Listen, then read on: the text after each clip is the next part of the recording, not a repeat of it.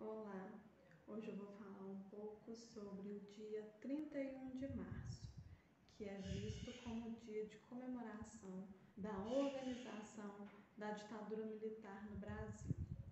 Mas, na verdade, não foi nesse dia em que a ditadura militar foi organizada no Brasil no ano de 1964. Na verdade, o dia de início da ditadura militar é o dia 1º de abril de 1964. E aí, os mais conservadores, né, e o governo atual muitas vezes vem com a data de 31 de março para não associar a data do dia da mentira, que é o dia 1º de abril. E o que temos a comemorar quando pensamos em ditadura militar? Nada. Não temos o que comemorar porque foi um momento de muita censura, um momento de liberdades dos cidadãos podadas, foi um momento de prisões arbitrárias e outros tipos de atuações do Exército Brasileiro que foram contra a própria população e não a sua proteção, certo? E por que ocorreu o golpe de 1964? Foi um golpe, gente. Não tem nada de revolução democrática ou revolução, não. É um golpe militar. E por que ele ocorreu? Porque João Goulart já pegou um governo muito complicado, uma sociedade extremamente conturbada por falta de aparatos para prover a todos uma melhor sobrevivência, prover boas condições sociais à maior parte da população. E aí João Goulart determinou várias medidas junto ao seu ministeriado para tentar diminuir as desigualdades sociais. E dentre as medidas que ele tomou, nós temos as chamadas reformas de base. O que são essas reformas de base? São determinações de, por exemplo, reforma agrária, entre outras práticas que determinavam o intervencionismo do Estado dentro das atividades econômicas para tentar controlar a inflação, diminuir a dívida externa, entre outras características que colocavam o Brasil na época numa situação econômica muito ruim. Porém, essas reformas de base deixaram as classes altas insatisfeitas com o governo João Goulart. Por quê? Porque tirava alguns dos seus privilégios que até então eles continham, certo? A partir disso, nós temos, por exemplo, no dia 15 de março de 1964, a Marcha pela Família.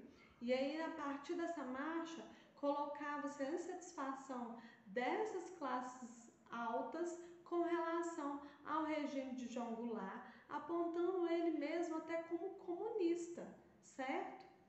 A partir disso, essas classes abastadas mais o exército se uniram, vamos dizer assim, porque aquelas pessoas que pertenciam à classe alta apoiaram a organização de um golpe militar. E aí o exército, no dia 1º de abril de 1964, deflagra esse golpe militar. E aí o que acontece a partir dessa data, né? Nós temos a partir dessa data a organização de atos institucionais que determinavam os rumos do Brasil em uma ditadura militar. Eu vou apresentar agora os principais atos institucionais do início do governo da ditadura militar. O primeiro deles foi o AI-1. Nesse ato institucional, nós temos a legitimidade do novo regime dentro do Brasil, também instituiu a eleição indireta para presidente, cassou por 10 anos todos os direitos políticos daqueles que eram considerados inimigos do regime e suspendeu por 6 meses os direitos constitucionais de todos os brasileiros. Após ele, então, nós temos o AI-2, que foi promulgado em 1965. A partir dele houve a extinção dos partidos políticos e, com o ato complementar número 4, nós temos a oficialização de apenas 2 partidos para o Brasil, que seria a Arena, que era proveniente da Aliança Renovadora Nacional, e também o MDB, que é o Movimento Democrático Brasileiro.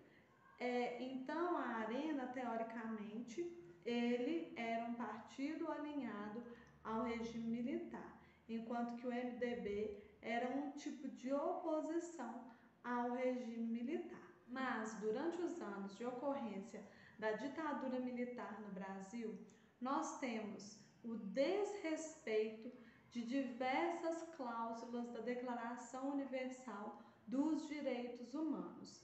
E aí eu vou apresentar alguns exemplos de desrespeitos aos direitos humanos que são inalienáveis por essa declaração que foi proclamada em 1948 e ela é uma declaração que vale até os dias atuais e é importantíssima para a humanidade, já que traça os novos rumos da nossa sociedade, né, a partir do fim da Segunda Guerra Mundial.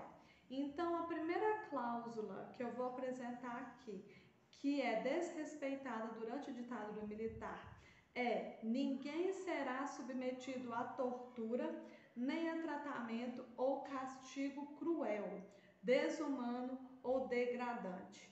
Esse é o artigo 5º da Declaração Universal dos Direitos Humanos e ele foi brutalmente desrespeitado durante o regime militar, já que aqueles que eram considerados opositores e porventura fossem presos por causa de atos que iam contra o que a ditadura militar propunha, eles eram torturados brutalmente. Nós temos diversos relatos de tortura desses que foram presos na época da ditadura militar e são torturas que a gente hoje não pode conceber a brutalidade e a ignorância daqueles que fizeram esses tipos de atos.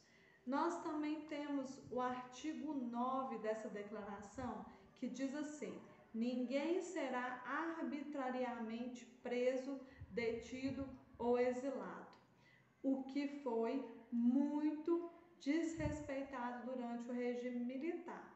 Isso porque a pessoa era muitas vezes sim perseguida e acompanhada de perto por autoridades ligadas ao governo para ver o que ela estava fazendo, que tipos de ideias ela estava transmitindo, né? E a partir disso, prendia-se essa pessoa sem ela cometer crimes de forma verdadeira contra a pátria, vamos dizer assim. Então, esse é outro dos artigos desrespeitados durante o regime militar.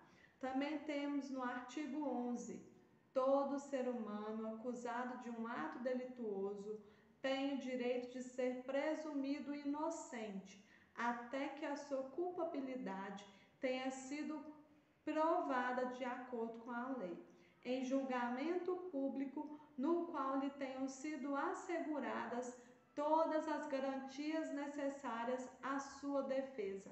Quem era preso na ditadura militar tinha direito a um julgamento antes de ser torturado? Não, não tinha. Era torturado de forma brutal, como eu já falei anteriormente, sem direito a um julgamento digno, sem direito à sua própria defesa, sem o direito presumido à sua inocência. E nós temos o artigo 19, que diz assim: todo ser humano tem direito à liberdade de opinião e expressão. Esse direito inclui a liberdade de, sem interferência, ter opiniões e de procurar, receber e transmitir informações e ideias por quaisquer meios e independentemente de fronteiras. Quem estava sob o regime militar tinha o direito à liberdade de expressão? Tinha o direito a se colocar contra algumas práticas autoritárias desse regime militar? Não. Gente, eu coloquei aqui 4 direitos que foram retirados da população durante os anos de 1964 a 1982, por causa da ocorrência do regime militar no Brasil. E esses direitos são direitos inalienáveis das pessoas que foram afixados pela Organização das Nações Unidas. Então, o que vocês dizem? Nós temos que comemorar sobre a ditadura militar? Ou nós temos que refletir melhor sobre nossa prática política hoje e buscar fazer com que aqueles erros do passado não se repitam na atualidade? Pensem, se quiser pode comentar. Até mais.